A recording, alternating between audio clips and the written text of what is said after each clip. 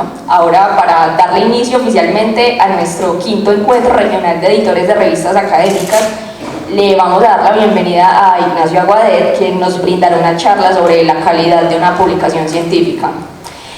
Ignacio Aguadet es catedrático de la Universidad de Huelva en España, es experto en educación, en comunicación y de tecnologías emergentes en educación. Es doctor en psicopedagogía, maestro, licenciado en ciencias de la educación y licenciado en filología hispánica. Es presidente fundador desde 1989 del Grupo Comunicar, colectivo veterano en España en Media Literacy. Cuenta con una experiencia de más de 30 años editando una de las revistas más prestigiosas en español del área de comunicación y educación, la revista Comunicar. Ignacio, bienvenido.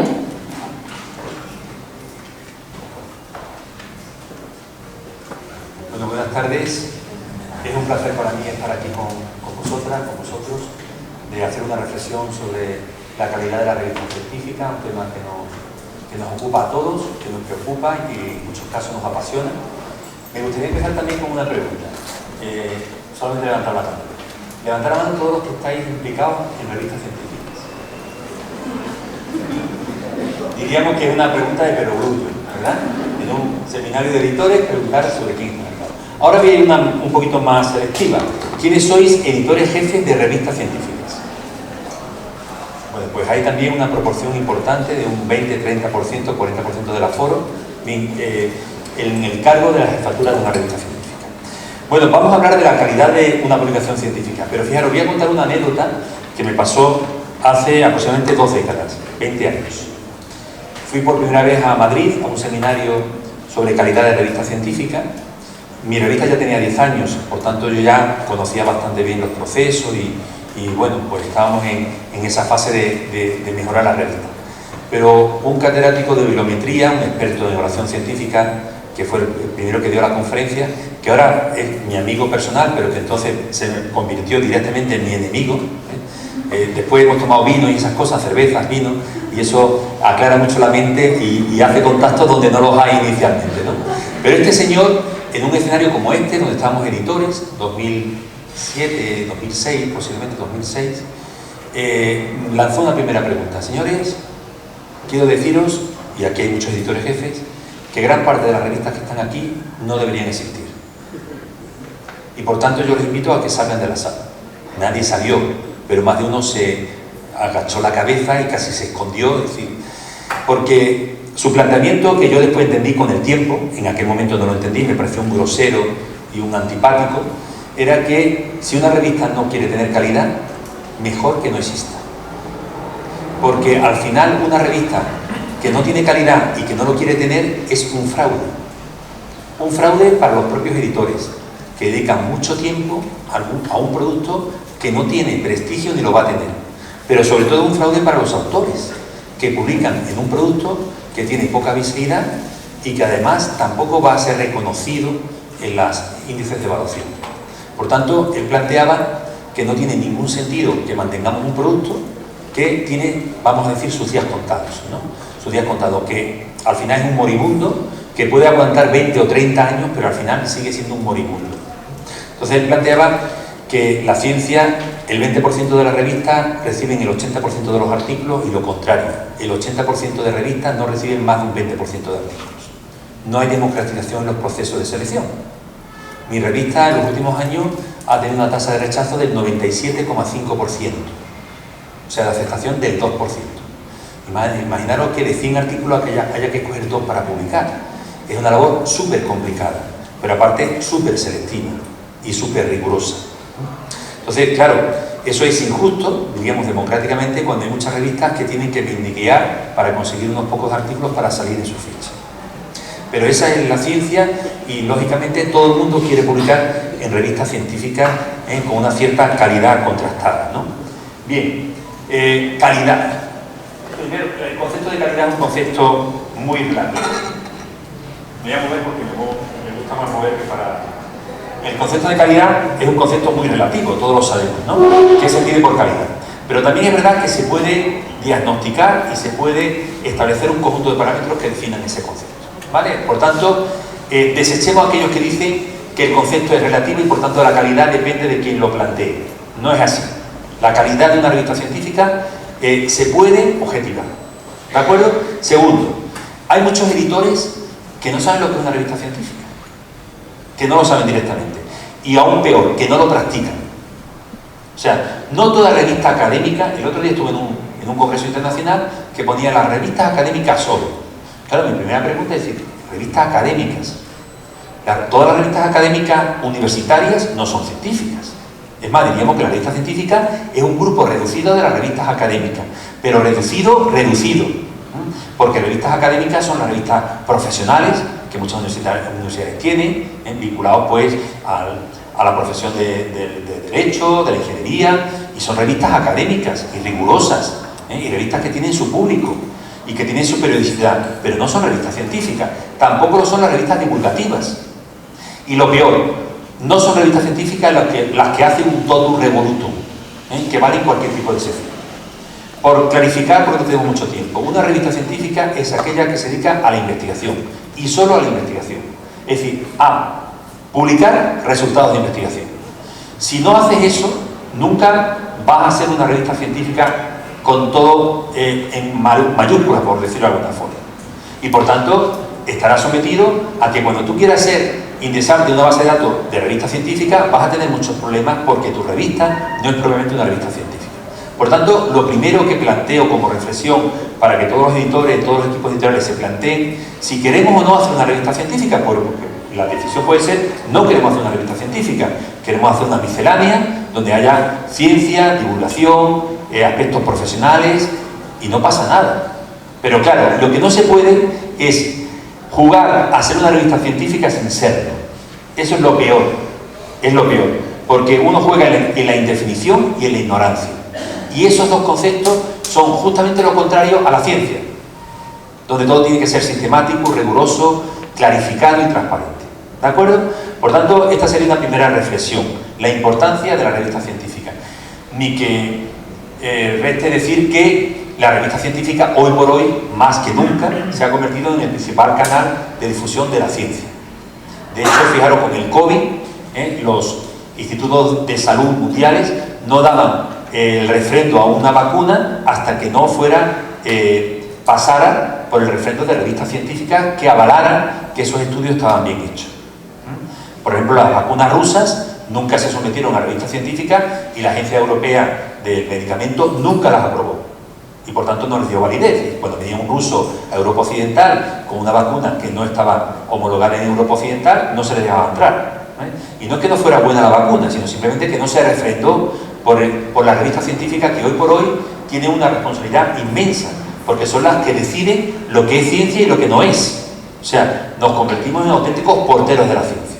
Y cuanto más importante sea la revista, mayor calidad, mayor prestigio, pues más responsabilidad tenemos, porque nos van a llegar los mejores artículos del mundo en la especialidad, ¿no? Otro tema que se plantea mucho es cuántas revistas hay. Mira, no hay un censo universal de revistas científicas, porque en muchos casos se mezclan con las divulgativas y las profesionales y las académicas y las universitarias, pero aproximadamente se estima que puede haber en torno a unas 100.000, 110.000 revistas. De esas 100.000, 110.000 revistas, solamente 40.000, 40%, 45.000, 45%, diríamos que están en la zona blanca, es decir, la zona reconocida mundialmente. Es decir, revistas que juegan en división internacional y que, por tanto, independientemente de su impacto, son revistas valoradas a nivel internacional. Y todas las demás, esas 65.000 revistas, juegan en una zona gris. Ahí puede haber revistas que están emergiendo, es decir, que tienen potencial futuro y que pueden llegar a la zona blanca. Todo esto es una dicotomía un poco absurda, es para que nos entendamos. No hay 0 y 1, ni siquiera en la ciencia, sino todo es un continuo. Pero para que nos entendamos, diríamos que dentro de esas revistas que todavía no están calificadas como revistas reconocidas mundialmente, hay muchas que nunca lo van a hacer. ¿Por qué? Por sus procesos, por sus estrategias. Vamos a ver ahora un conjunto de factores que definen la calidad y que explican por qué esas revistas nunca lo van a hacer. Entonces, yo lo que os invito es que después de mi presentación reflexionéis sobre vuestra revista, veáis en qué etapa de salud se encuentra, si es una revista que está creciendo y que por tanto tiene posibilidades futuras de entrar dentro de esa lista blanca, y entonces chapó, hay que seguir, avanzar, intensificar para llegar a esa fase lo antes posible, y aquellas revistas que estéis en el punto de definición hay que definir. Que también nos miramos todo porque estaría dentro del ámbito latinoamericano. España tiene 734, es decir, casi 6 veces más que Ecuador, ¿no? Perdón, que Colombia, y que casi igual que toda Latinoamérica junta, que tiene en torno a unas 800 revistas en total. Latinoamérica completo tiene 970 revistas. Entonces, bueno, esto indica que tenemos tejido editorial pobre, aún, pero es verdad que Colombia no está tan mal, que diríamos que las acciones que se han hecho en los últimos años en las universidades, en conciencias y especialmente en los investigadores, porque esto depende de los investigadores, vamos bien encaminados, vamos mejorando bastante. Por supuesto, todavía yo creo que junto con esos países de Ucrania, de Rumanía, no estamos en nuestra posición, tenemos que subir bastantes enteros, y con respecto al tejido editorial hay que mejorarlo, porque claro, si la Universidad de Antioquia tiene solo 35 revistas y en el país solamente hay 130 revistas en Scopus, no sé cuántas revistas de la Universidad de Antioquia están en Scopus, pero no será más de 5, 7 o 10, ¿no? No entiendo, ¿no? ¿Cuántas hay? ¿Lo sabéis el dato? ¿Sabemos el dato? Como 7. Bueno, he dicho 5, 7, 10. Más o menos está en la media, ¿no? Pero quiero decir con esto que todavía nos queda mucho que mejorar, ¿no? Y todo eso está vinculado a los procesos de calidad. Claro, yo en nuestra revista podría presumir solamente del impacto y vivir del rollo del impacto, porque al ser la número 1 del mundo en su campo, tú puedes decir el impacto es lo único que vale. Nosotros en nuestra revista hemos tenido publicado el decálogo de la calidad. ¿Qué significa el decálogo de la calidad? Que una revista, para que sea buena, tiene que cumplir muchos parámetros. Y el impacto es muy importante, pero el impacto no es una causa, es una consecuencia. Y esto lo tienen que entender bien los editores que quieren hacer prácticas éticas, porque la ética también es otro punto importante de la calidad. Ya esta mañana tuvimos un taller muy interesante sobre ética, ¿no? El impacto es una consecuencia, no una causa. Que ningún editor intente manipular el impacto, porque entonces están entrando en prácticas antiéticas. Y hay muchos editores que lo intentan, incluso que lo consagran. ¿De acuerdo? Por tanto, el primero que nosotros hemos asociado al prestigio, y que ahora lo vamos a trabajar con intensidad, prestigio e impacto sería como el punto fundamental, pero el impacto entendiéndolo como la consecuencia del prestigio. Cuando una revista seleccione, fijaros, la lógica del factor de impacto es muy sencilla, lo que pasa es que a veces la complicamos. La lógica del factor de impacto sabéis que está registrado como patente. El impact factor solamente lo puede emplear WOS, por eso Scopus y las demás emplean pues SJR, Sitescore, otros nombres, ¿vale? Pero el impact factor está registrado. Pero el factor de impacto es una cosa súper simple. Una revista que selecciona muy bien lo que publica, porque publica los trabajos más originales, más novedosos, más relevantes, más transferibles. Si yo selecciono muy bien y le doy mucha visibilidad, como consecuencia, esos artículos son muy leídos y al final muy recordados cuando los investigadores escriben otros trabajos. Y por tanto, son citados y tienen impacto. Es una lógica simple, súper simple. Y además, sencilla de entender, sencilla de entender.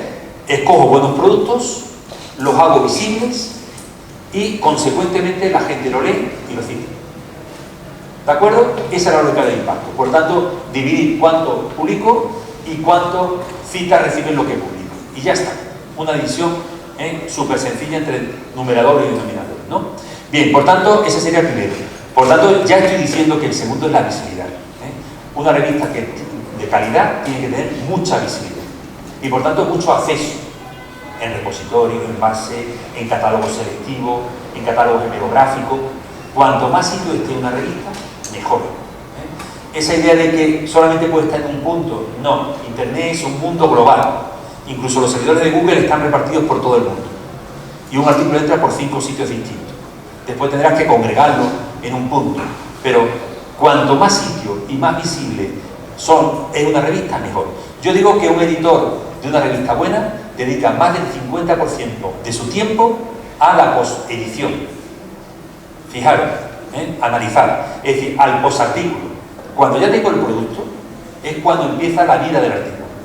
y tengo que darle mucha vida, sobre todo los 2, 3 y 4 primeros años, porque son los que generan impacto, tal como está entendido. El impacto está más pensado por una revista de cáncer que por una revista de filosofía. Eso también es verdad, y eso todo el mundo lo entiende, que todas las ciencias no son iguales ni tienen el mismo ritmo de aceleración, pero en la revista de cáncer un artículo de un mes se caduca, en filosofía 30 años y el artículo sigue vivo, ¿de acuerdo? Pero el factor de impacto se mide en 2 años por WOS, en 4 años en Scopus y en 5 años en Scholar, y no hay más. A partir de ahí, todo el impacto es histórico y no computa. Por tanto, si tú no buscas el factor de inmediatez, es decir, de generar cuando el artículo está más fresco, más vivo, ese impacto, el artículo realmente muere, porque que tenga citados 20 años no sirve, sirve para el H absoluto y ya está, ¿no? Bien, fijaros, visibilidad y acceso, todo esto después lo vamos a recordar, ¿de acuerdo? Y en todo caso, si vais a la revista Comunicar, hay un sitio que pone criterios de calidad, y están todos explicados uno por uno, cómo comunicar se adapta a todos estos parámetros, ¿no? El tercero, fijaros, este es para mí fundamental en Latinoamérica, puntualidad y acceso. Yo, si alguna vez le he echado bronca a los editores, colegas míos en reuniones que me han invitado, es por lo impuntuales que son. Una revista no puede ser impuntual. Si va a ser puntual, que cierre. Porque el concepto de revista es publicación periódica. Y lo periódico es lo que es periódico. Y lo periódico es lo que es puntual. Y lo que tiene constantes en todas sus facetas. En los artículos, toda la misma extensión. En los abstracts, todos exactamente iguales. En los títulos, los mismos caracteres. Es decir, una revista formalmente tiene que estar 100% estandarizada. Su creatividad está en los contenidos, nunca en la forma. Nunca en la forma. Por tanto, si una revista no va a ser puntual, que cierre. Porque nunca va a tener una base de datos potente. Y si la base de datos potente lo percibe, la echa, aunque esté dentro. Tanto WOS como Scopus, todos los años, echan revistas a la calle. Porque copian, porque redundan, porque son impuntuales o porque son endogámicas. Todos los años. Este año creo que Scopus ha echado unas 200 revistas que incumplían parámetros básicos y esenciales. El de la puntualidad y el de la seriedad son dos parámetros fundamentales. La revista tiene que ser puntual en los tiempos. Por ejemplo, nosotros recomendamos que toda revista tenga su código ético publicado, y en el código ético, en los compromisos de los editores, se ponga el tiempo en días, no aproximadamente 3 meses, no, de aproximadamente nada. ¿Cuántos días vas a tardar en revisar el artículo? Y tienes que hacer un compromiso que nunca puede ser mayor a la periodicidad de la revista. O sea, si la revista es cuatrimestral, tú no puedes tardar más de 120 días en la revisión de un artículo, porque es que te come. Es decir, si tú tardas más en revisar que lo que tardas en publicar, ya no hay ciclo, ¿de acuerdo? Si una revista es bimestral, pues tiene 60 días para evaluar. 60 días. Esto no tiene nada que ver con las prácticas predator de revistas que evalúan en una semana.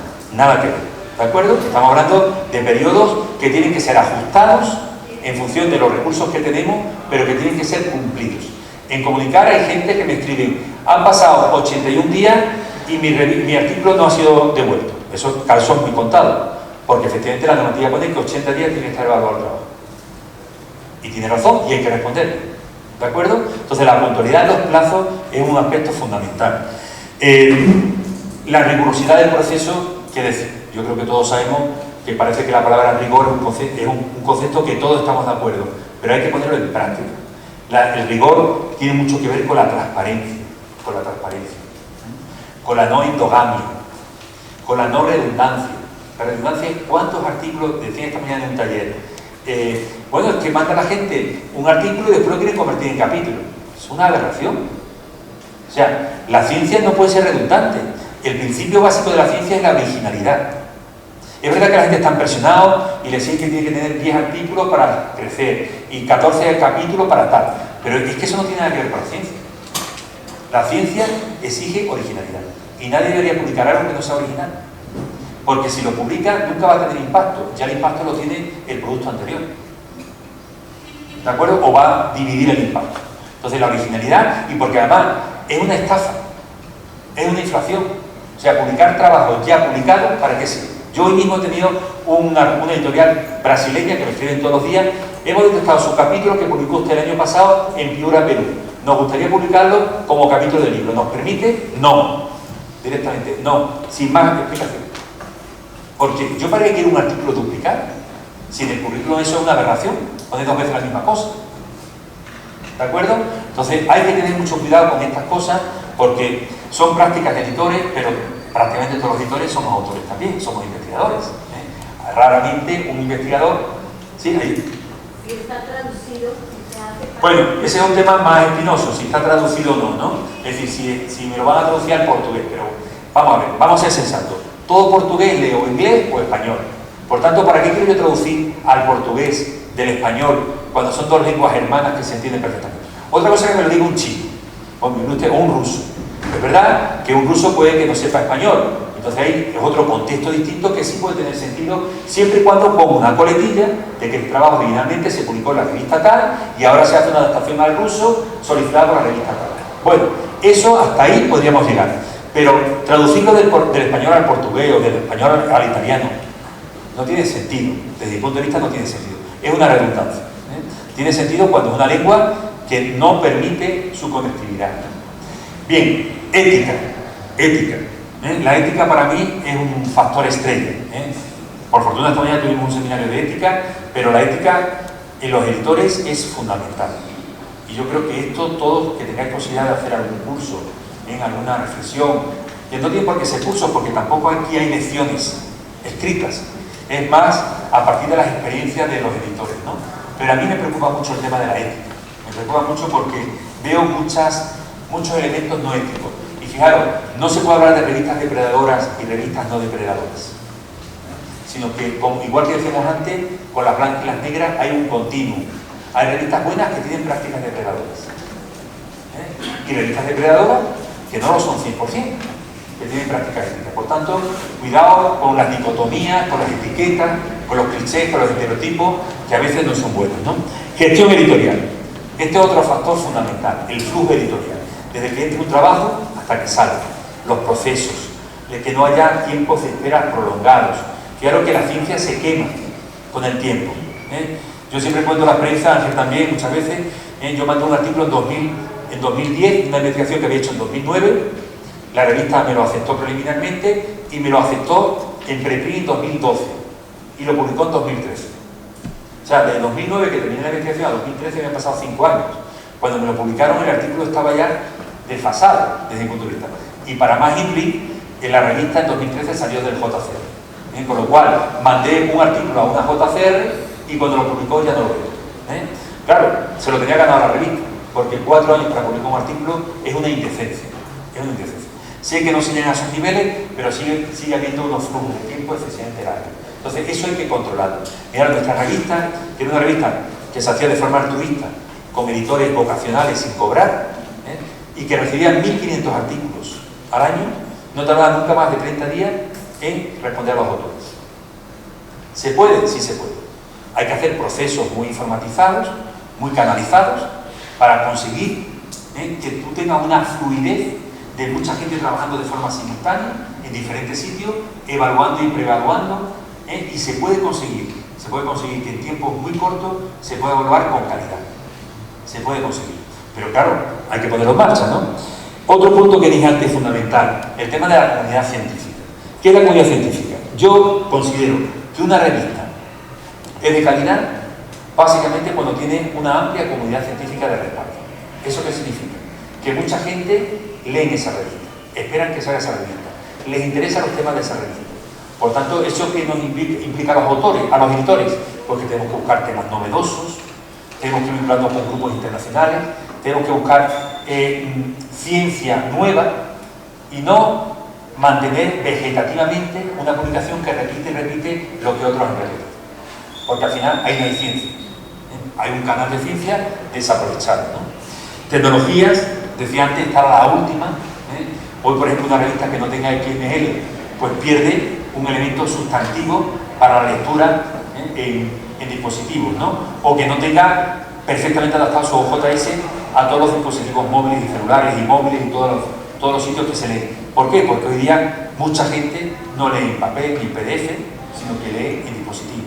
Entonces, todos los sistemas de acceso, todos los sistemas de universalización, de lecturas en bases de datos, todo eso hay que cuidarlo mucho. Y para eso es necesario pues, estar relativamente profesionalizado. si no tenemos un informático, un ingeniero que nos apoya, pues tenemos ahí una dificultad importante. Yo he visto editores súper agobiados porque saben utilizar el OJS a un 5% y no son capaces ante cualquier duda de enfrentarse, ¿no? Para eso, bueno, tenemos nuestros colegas aquí que pueden hacer un apoyo fundamental en este campo, ¿no? Tema de originalidad y progreso, ya lo he dicho, si no hay contenidos originales no hay revista. Si yo voy a hacer un número sobre las tecnologías en la época contemporánea, pues mire usted, de eso hay tanto escrito ya que ¿qué nuevo voy a decir?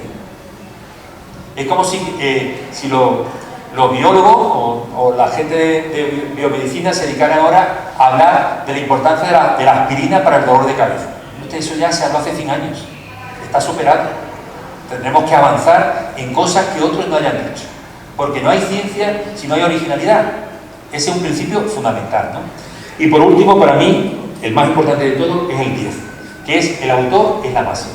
Es decir, un editor que no entienda que la revista existe por los autores es un mal editor. O sea, los editores son sagrados, y por tanto, en consecuencia, hay que responderle lo más rápido posible, hay que responderle siempre de forma educada, hay que descartar mandarle una ficha de un revisor que haya dicho este artículo es una porquería. Mire usted, métase en la cama y duerma mucho, porque aunque lo sea, no se puede decir, aunque lo sea, porque la educación, el respeto y la consideración del autor como cliente principal de la revista no se puede olvidar. Nuestros clientes son los lectores y los autores al mismo tiempo. Antiguamente eran más los lectores, ahora los autores son incluso los que, si hay que pagar, son los que pagan, ¿no? Por tanto, es fundamental. Bueno, a partir de esto me voy a centrar en hablar de tres de los primeros principios: visibilidad, prestigio e impacto, como tres factores fundamentales. Voy a decir notas muy rápidas, no tenemos mucho tiempo. Esto a veces nos lleva pues talleres, reflexiones, porque a mí me gusta mucho más el modo taller de interaccionar con la gente, de escucharlos, que de hacer una conferencia, que finalmente no sabe lo que interesa de la gente. Pero bueno, creo que estos tres puntos me voy a centrar porque son fundamentales. El tema de la visibilidad. Decíamos que ante un buen producto, si lo hacemos visible, el producto llega a mucha más gente. Y para eso hay miles de estrategias para hacer una revista más visible. Que no se quede en un círculo, vamos a decir, endogámico o local, sino que salga, rompa fronteras y llegue al último recóndito que haya alguien que le pueda interesar bien. Y hoy, gracias a Internet, esto es mucho más posible que hace 15 o 20 años. Con las revistas en papel, nosotros intercambiamos con muchas revistas latinoamericanas. Tenemos una biblioteca en España de revistas latinoamericanas impresionante. Pero claro, llegar a una revista era un mes, 2 meses, en un proceso súper lento que muchas veces se perdía o se paraban en la aduana. Era una cosa impresionante, ¿no? Hoy día la visibilidad es fundamental, ¿no?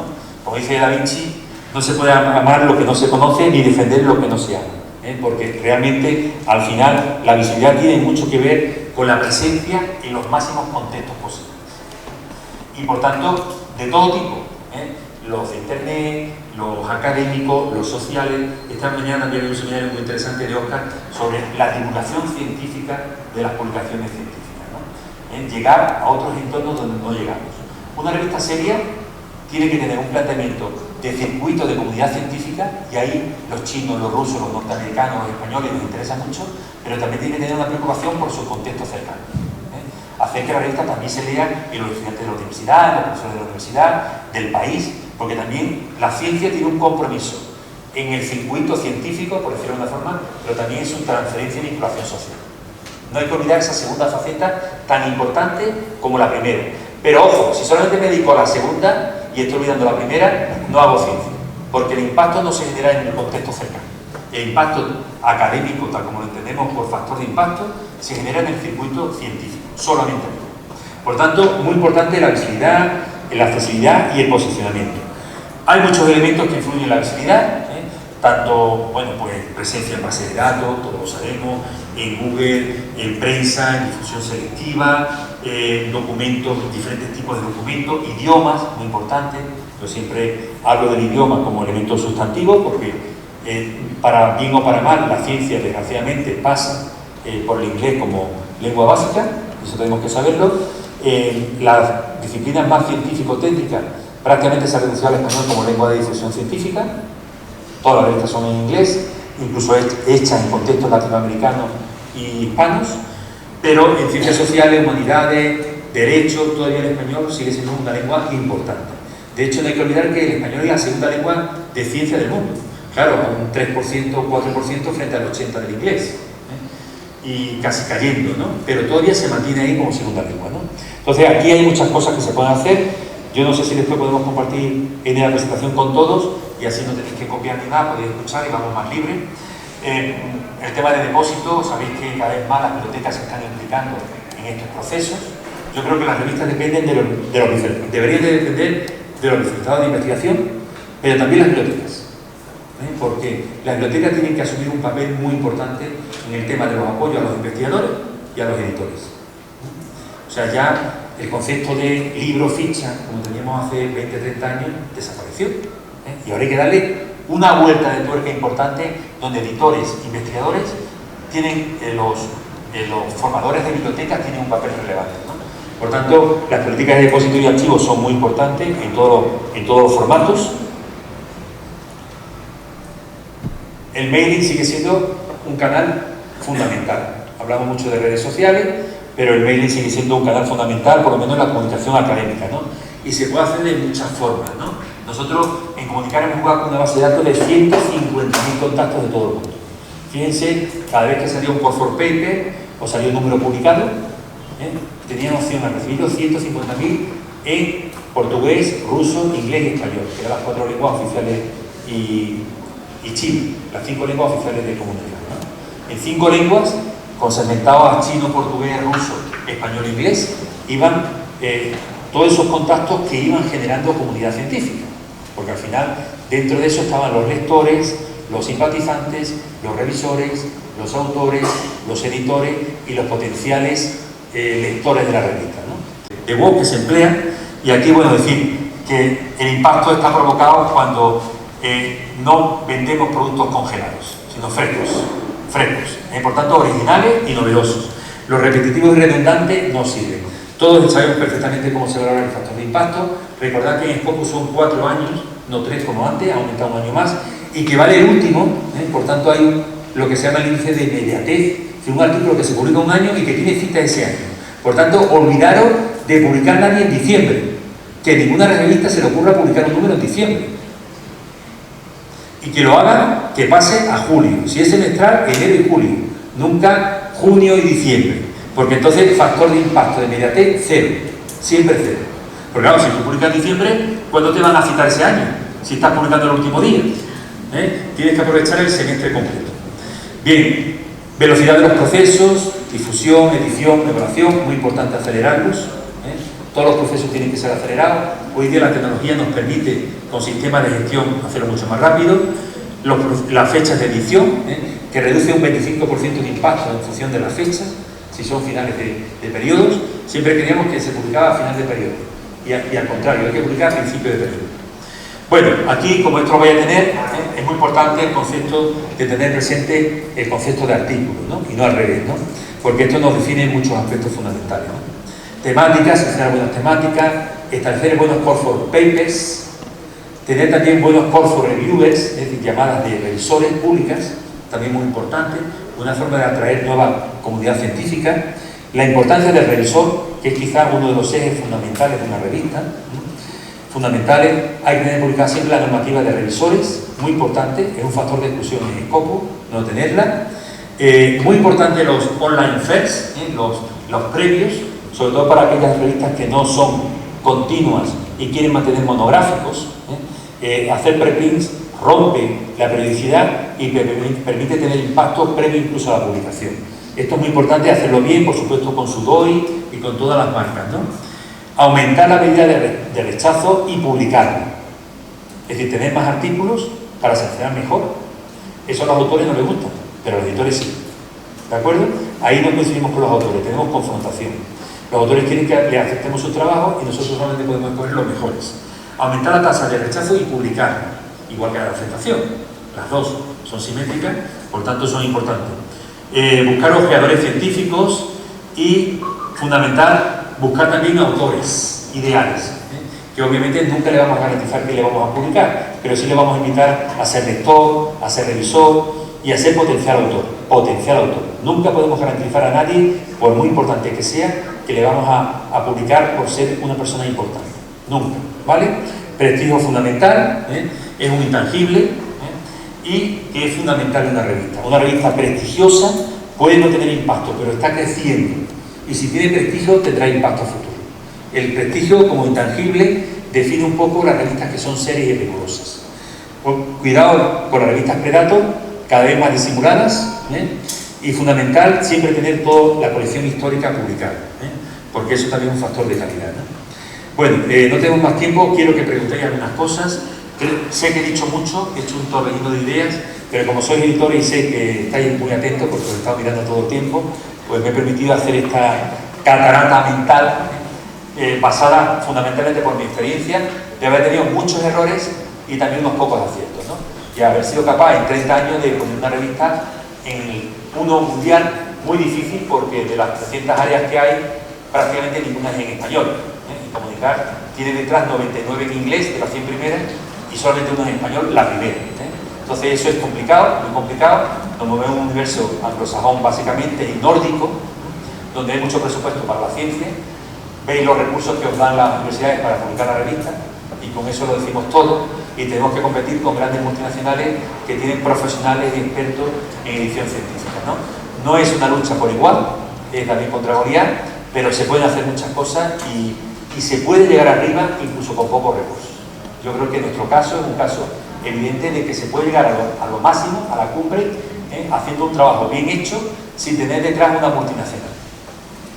Porque esa también es otra idea que se tiene, que solamente las multinacionales son capaces de colocar revistas en las primeras posiciones. No es cierto, es posible hacer lo contrario, pero efectivamente hay que hacer un trabajo bien elaborado con un plan estratégico bien marcado. Bueno, pues con esto termino y abrimos alguna ronda de preguntas.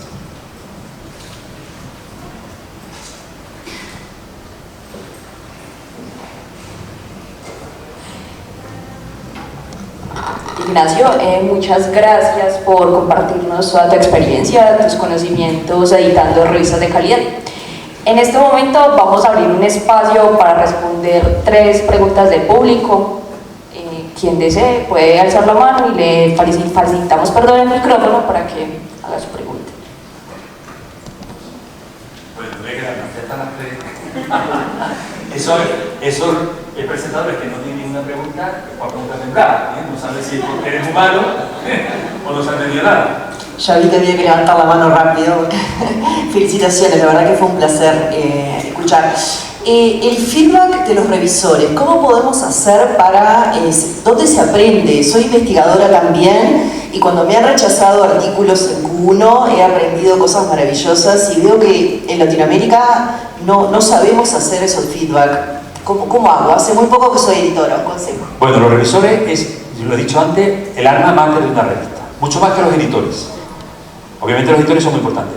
Scopus mira mucho el plantel de revisores cuando va a ingresar una revista o cuando no. O sea, los revisores es fundamental, que sean internacionales, que sean expertos en la materia, que gran parte, si no todas, sean doctores. Y además que estén formados. Porque el problema de muchos editores me dicen, claro, es que no consigo revisores, les propongo a la gente y me dicen que no. Es que hay que hacer una estrategia.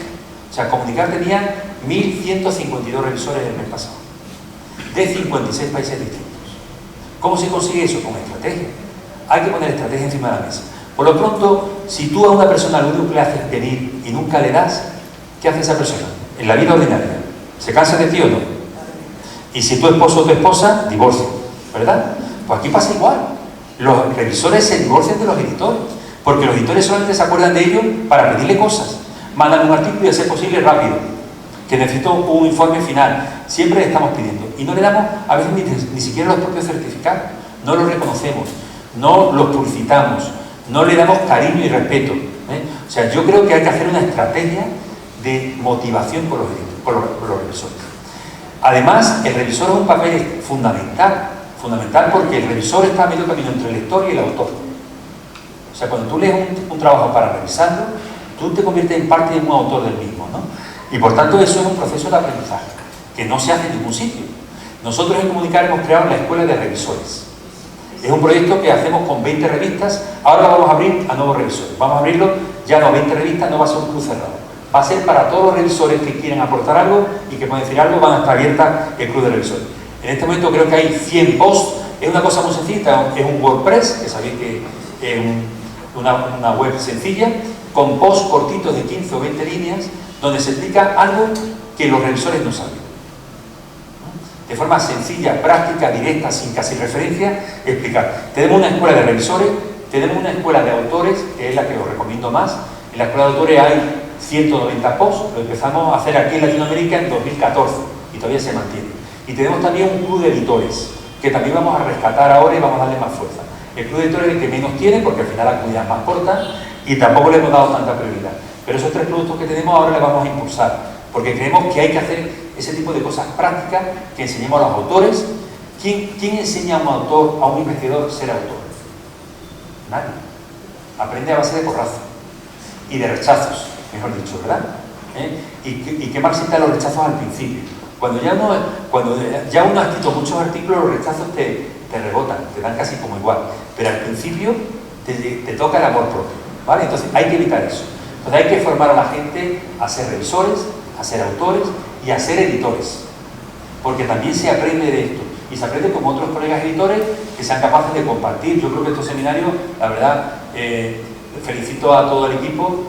Él lo sabe porque hace mucho tiempo que estamos en contacto, y Felipe y Óscar y todo el equipo, porque este tipo de encuentros son imprescindibles. Es más, pedir a los organizadores de congresos que en todos los congresos haya una mesa de editores y vayan 4 o 5 editores del área a tener contacto con los autores, porque a veces cuando nos ponen cara ve que somos humanos y que cuando rechazamos lo hacemos con razones.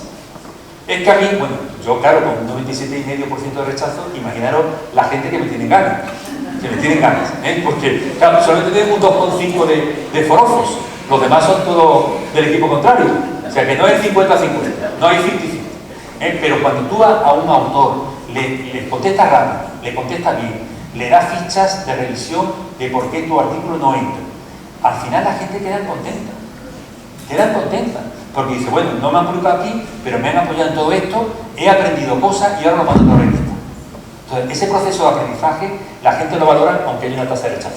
La prueba es que rechazando un 97,5%, cada vez le entran más artículos en comunidad. Hace un rato, creo que contigo, ¿no? Hemos estado viendo la intranet y hay 250 artículos en este parece número, de los que se van a aceptar 10 y se van a rechazar 240. Imaginaros 230 de rechazo. Bueno, creo que con eso más o menos queda claro que los revisores es fundamental y hay que motivarlos.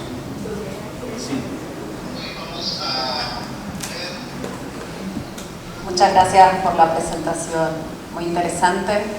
Yo tenía entre una pregunta y un comentario.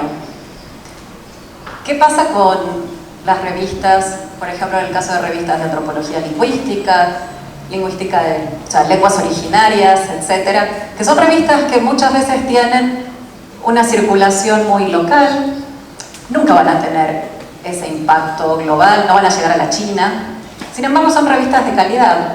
Entonces, ¿cómo hacemos para pensar también en otros términos que no sean únicamente cuantitativos, sino que traten de traer también esta otra visión cualitativa aquí, ¿no? Al ámbito de lo abierto? Y en ese sentido también, ¿cómo hacemos para, en América Latina, pensar nuestras propias bases de datos, como Latindex, como Cielo, como Redalic, como el TOA, que vienen un poco también a traer esta otra visión frente a Scopus, WOS, ¿no? ¿Qué opinión le merece a usted alguno de estos dos comentarios? Bueno, empiezo por el segundo. Ajá. Yo creo que una revista buena intenta sumar y nunca restar. Es decir, no es incompatible estar en Latindex, en Redalic, en el Cielo, que estar en Scopus. Es decir, Latindex, Redalic te posiciona en una región y Scopus no te posiciona en una región, te saca fuera de esa región. O sea, si una revista colombiana está en Scopus, en España los investigadores españoles van a querer publicar en ella. Pero si está en Latindex, no. Entonces, yo creo que si hacemos una revista exclusivamente centrada en un entorno solo, no nos debe preocupar estar en Scopus y no pasa nada. Es decir, todo depende de la teleología que el editor se plantee para esa revista y que lo deje claramente para que ningún lector, ningún autor se llame engaño. Creo que el problema es la incertidumbre o el desconocimiento o la ocultación. Si una revista se plantea que nuestra revista solamente se mueve en este entorno y no nos interesa salir de este entorno, pues no pasa nada. Todos los lectores, los revisores y los potenciales autores juegan con esa norma y no pasa nada. Ahora bien, yo creo que problemas incluso indígenas no son exclusivos de esta zona y pueden interesar en otros contextos. Para eso es muy importante la lengua, muy importante la lengua. Yo soy un defensor a ultranza del español, todo el mundo lo sabe, del español como lengua de 600 millones de hablantes y la única que puede competir con el inglés. Pero si queremos que nuestras revistas salgan a otros entornos más allá de esos 600 millones y lleguen a los 9.000 millones que hay en el mundo, tenemos que pensar en inglés. ¿Nosotros qué hemos hecho? No hemos renunciado al español. Lo que hemos hecho es una edición bilingüe en español e inglés. No resta, suma. Dicen, bueno, es que el inglés suma al español y el español suma al inglés. Claro, en ruso, en chino, en portugués, ¿qué hemos hecho? Atlas, que es una cosa sencilla, poner típicos, palabras claves. Si tiene un traductor al ruso, otro al chino y otro al portugués, no lleva excesivo tiempo y es una forma de acercamiento a otras lenguas que son muy importantes en el mundo. Pero básicamente, si tú dominas el español y el inglés, dominas el mundo. Que tú quieras hacer una lengua en quechua, me parece fantástico. Una revista en quechua, me parece fantástico. Pero tienes que saber que se mueve en el entorno del quechua, porque nadie que no esté dentro de ese entorno interpreta esa lengua, ni va a leer esa lengua. Ahora, puede hacerla en quechua y en inglés, o en quechua y en español. ¿Por qué no hace una revista bilingüe? Yo creo que eso suma. Y yo pienso, yo en Comunicar hemos practicado la política del sumar. Cuando me decían, no, la revista solamente en un sitio. No, nosotros la revista en todos los sitios posibles. Si llegaba un proveedor italiano y decía, mira, tenemos aquí un repositorio, ¿nos permitís que la revista esté en nuestro repositorio? Sí, autorizaciones a todos los sitios. Y nuestra revista estaba en 100 bases de datos diferenciadas y en 800 catálogos de todo el mundo. ¿Por qué? Porque hemos sumado. Y hemos estado en Latindé, en Redalí, Latindé estuvimos desde el principio, en Redalí desde el principio. Lo que no me gusta son las políticas cuando hay bases de datos que te imponen criterios ideológicos. Yo creo que tenemos que estar en contra, es decir, a mí nunca nadie de Coco me ha escrito para decirme nunca nada. Y nosotros en Coco estamos desde 2008. No, yo estoy completamente a favor, ahí no era una crítica, era sí, qué no, valoración tenía, no una posición en la que estaba planteando. Quiero decir con esto que a veces se ve como el imperialismo yanqui detrás de todas las bases. Yo, en mi revista, que es WOS desde 2007 y Escopo desde 2008, nunca nadie... Bueno, WOS nos mandó, todavía era papel, una carta desde Filadelfia, para decirnos que la revista se ingresaba en JCR, en 2007, que guardo esa carta. Y ya nunca más, nadie, nunca más nos ha escrito. Ni nosotros hemos escrito más que para reclamar artículos nuestros que al ser en español, las bases de datos hechas en inglés, lo comentaba antes el compañero que dio el taller sobre indexación de autores, pues las ñ, las tildes, todo eso son complicaciones, porque al final quienes nos indexan son en el oriente, indonesios, malasios, con sueldos muy bajos. Desgraciadamente este es el mundo global que hemos creado y casi todas las cosas que llevamos puestas están hechas en el oriente, ¿no? Entonces, lo que quiero decir es que creo mucho más en política sumativa que restrictiva. Y creo que se ha hecho mucho mal cuando hemos defendido que nosotros tenemos como un carácter subgéneris en Latinoamérica y que nos conformemos aquí con nosotros mismos. Yo creo que la ciencia es universal. La cultura sí que es local, pero nosotros estamos haciendo revistas científicas. Por eso decía antes que tenemos que tener claro si hacemos una revista científica o no. Una revista científica le preocupa a todos los investigadores del mundo que trabajan en ese tema. Y a cuanto más llegue, mejor.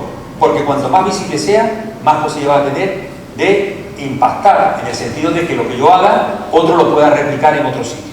O sea, realmente cuando yo hago una investigación no la hago para mí, la hago para que todo el mundo que sea posible la pueda replicar. Pensar en las vacunas. ¿Por qué se han hecho vacunas en 9 meses en procesos que antes se tardaban 10 años? Porque han acelerado todos los procesos y se han puesto todos los países a colaborar entre ellos. ¿Creéis que ahí había problemas de idiomas? No. ¿O de fronteras? No.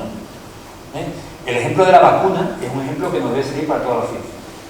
Cuando la ciencia sirve para salvar la sociedad, y esto es una pregunta que nos tenemos que plantear mucho los educadores de ciencias sociales y de humanidades, cuando la ciencia sirve para salvar la sociedad, toma prestigio en la sociedad. Cuando es una torre de marfil que nos dedicamos a parlotear, pues no sirve para nada. Sí, hacemos literatura, yo soy también de filología, o sea, no hablo en despectivo de la literatura, pero lo que quiero decir es que la ciencia tiene que tener siempre una utilidad social, la que sea, Y para eso, cuanto más universal sea, mejor. Y ahí no hay, nos gusta o no, el inglés es la lengua. Es la lengua que nos podemos hablar. Gracias.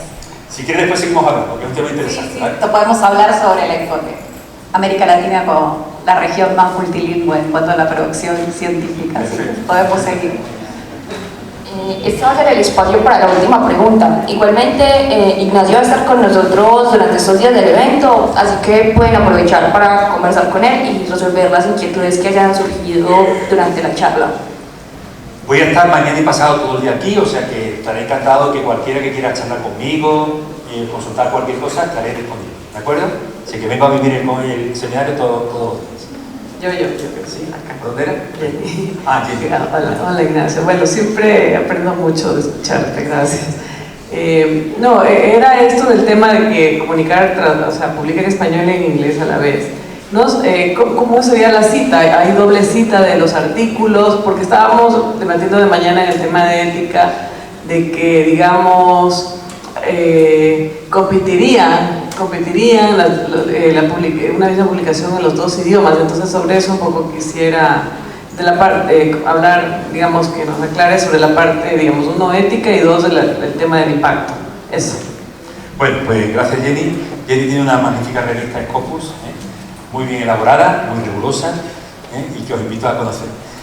Bueno, el tema que Jenny plantea es muy interesante. El tema del idioma es una duplicidad. Bueno, al final tiene que haber un solo DOI, el artículo es el mismo, únicamente que están dos lenguas. Recordado que antes hubo una pregunta vinculada con el tema de la lengua. O sea, un artículo tiene un solo DOI y genera citas en español o en inglés, depende de la comunidad que lo lea y lo referencie, pero al final va al mismo sitio. Entonces, en nuestro caso, por ejemplo, pues cuando es un autor anglosajón, un ruso, un chino, un sueco, que lee el artículo en inglés, pues lo va a referenciar en revistas en inglés. Claro, el artículo cuando se sube a Scopus se sube en inglés, porque no se puede subir las dos lenguas. Pero es que Scopus básicamente es una base de datos en inglés. O sea, lo que no podemos es querer, sí, hay muchas revistas en español, en Scopus, muchas, bueno, un 5%, pero básicamente esa base de datos se mueve en inglés. Entonces, si no queremos movernos en inglés, vamos a tener dificultad con esa base de datos. Ya yo he visto una evaluación, hasta ahora, los rechazos de Scopus ponían que la base que el resumen no estaba bien hecho en inglés o que los títulos no estaban. Ya yo he visto una revista que la ha rechazado por no estar completa en inglés. Me parece una aberración, porque al final Scopus defiende los multilingües, y muchas revistas que tiene no son en inglés, sobre todo las Q4. Entonces, fijaros que aunque entres en la base de datos, si te mantienes una lengua minoritaria, nunca vas a subir mucho. Yo creo que la estrategia es establecer estrategias, mecanismos para conseguir poco a poco que la revista juegue en español e inglés. Y eso nos permite llegar a muchos más entornos, o bien en lenguas indígenas, inglés o español, depende de los objetivos de alcance que tenga la publicación, ¿no? Yo entiendo que haya revistas que solamente quieren jugar en Latinoamérica, y entonces, bueno, no les preocupa Scopus, no pasa nada. Scopus no es para todas las revistas, ni van a entrar todas las que quieren entrar. Entonces, lo que sí está claro que la base juega con esos parámetros, ¿no? Bueno, parece que no hay mucho más tiempo. Gracias, nos vemos mañana para los que queráis seguir consultando, ¿vale?